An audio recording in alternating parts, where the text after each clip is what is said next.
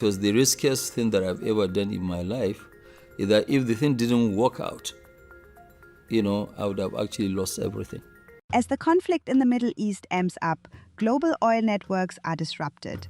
But Nigeria is still actively producing and exporting oil, all thanks to one mega refinery, the Dangote Refinery. Normally, during situations like this, there'd be massive queues at filling stations in Nigeria with super price hikes.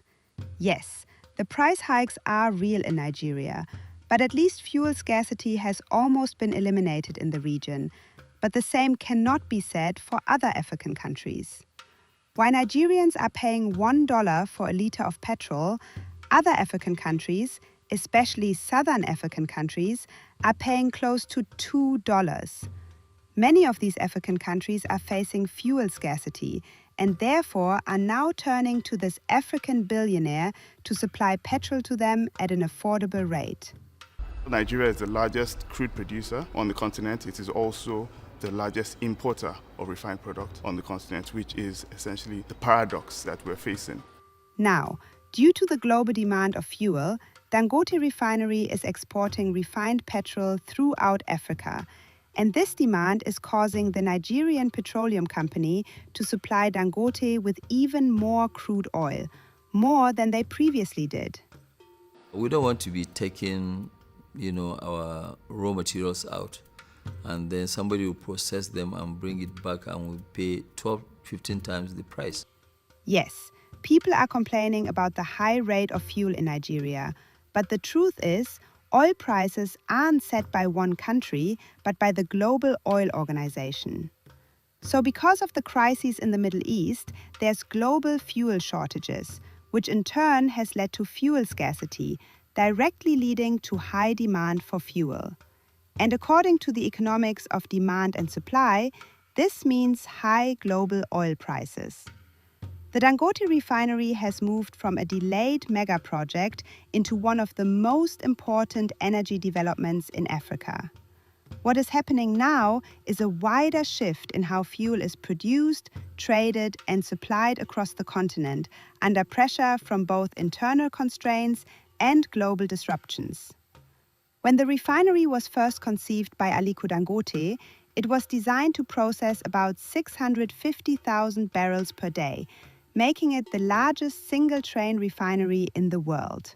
Dangote Refinery is a massive project. We took up a challenge to build 650,000 barrels refinery, which is 50% bigger than any largest single refinery, And then we also took the challenge of being the EPC contractors, which is engineering, procurement, and construction. We did it on our own.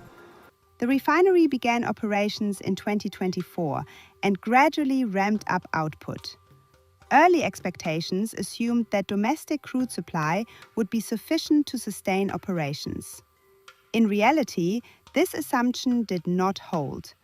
A large share of Nigeria's crude production was already tied up in existing export agreements, forward sales, and financial arrangements. As a result, the refinery could not secure enough feedstock locally. To keep running, it had to turn outward. Crude was sourced through international traders, including barrels originating from Nigeria, but resold on global markets at higher prices. Talk of irony. It also began importing crude from America and Asia. This created an unusual paradox, where a refinery built to reduce dependence on imports was itself dependent on imported crude to maintain throughput. Over time, operations stabilized.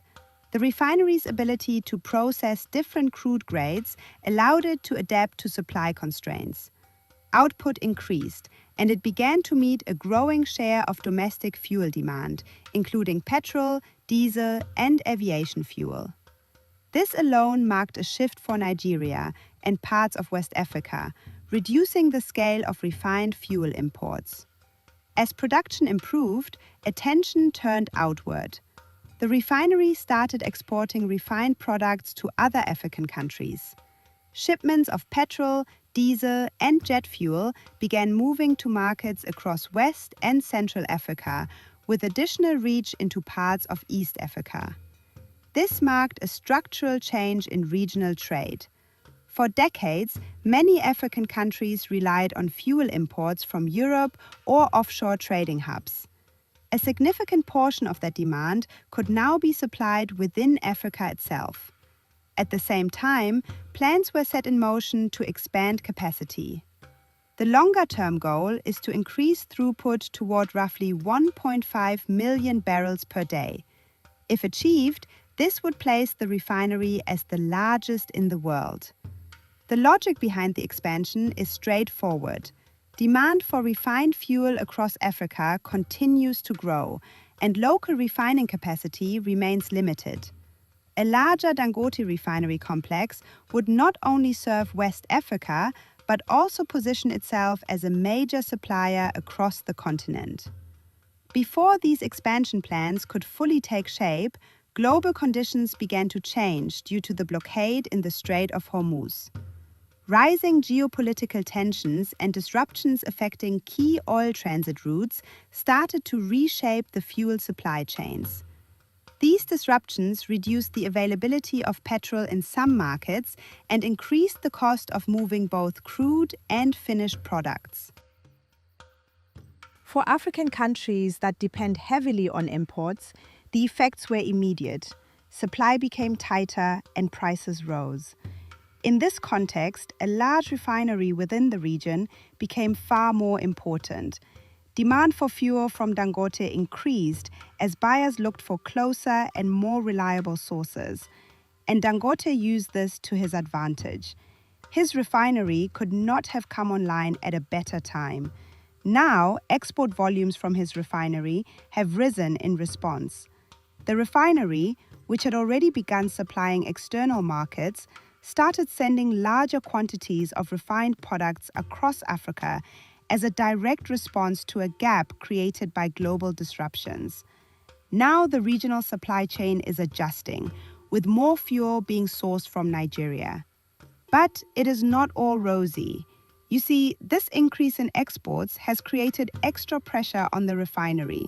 To supply both domestic and external markets requires a consistent and high volume of crude input, something that the Nigerian Petroleum Company isn't able to fully meet.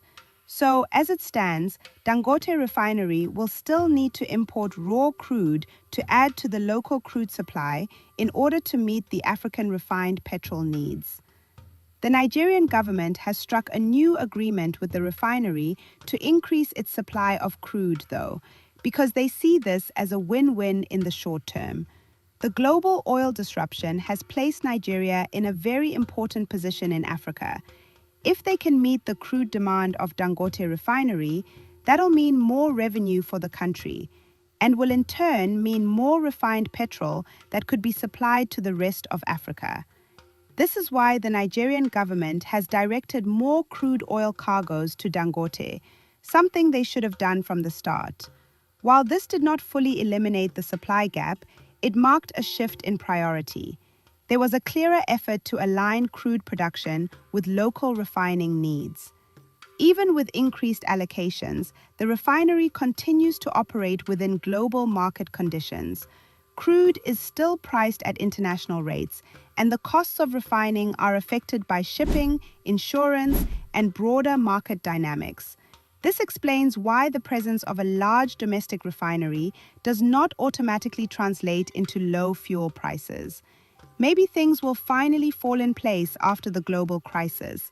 And when that time comes, it'll mean that Nigeria will be much closer than before to becoming a net exporter of refined fuel. And Africa would not have to look too far to find the energy it needs to power its machines and industries. As capacity expands and supply arrangements continue to adjust, the refinery's influence on African fuel trade is likely to grow further.